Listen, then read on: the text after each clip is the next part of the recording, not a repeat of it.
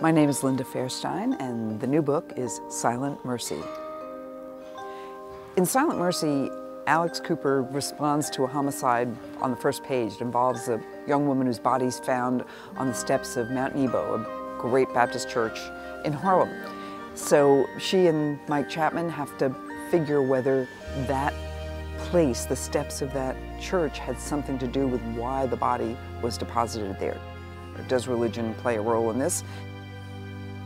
Early on, she's got to get up to speed, learn a little bit more about religion and about the role of women, the formal role of women trying to become leaders in the Catholic, Christian, Jewish, Orthodox churches, and whether that has anything to do with the serial killings that are happening at far too great a rate.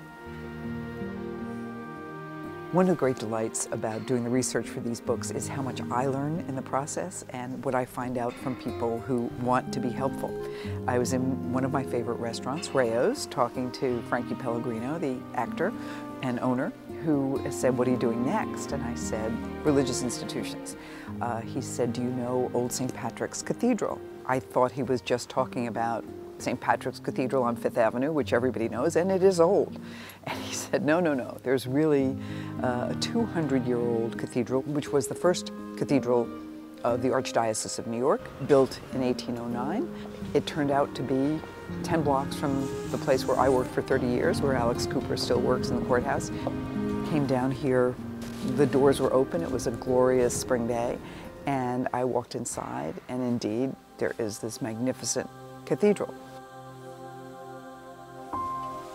You open the doors, and what looks like a simple neighborhood church, in fact, was built as a cathedral with vaulted ceilings almost 100 feet high and great arches and columns to support them. Very lovely stained glass windows.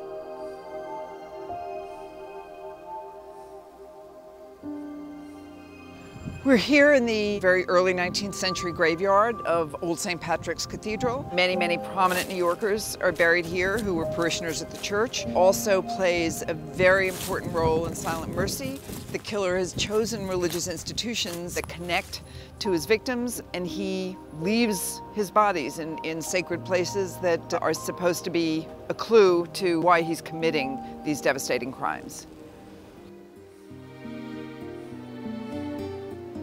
I think with each of the books, when I use real backgrounds, historical information, the response I get is that people can sit in an armchair, whether they're in Ohio or New Zealand, and learn, not just have the experience of a good mystery, I hope, or a thriller, but learn something about New York.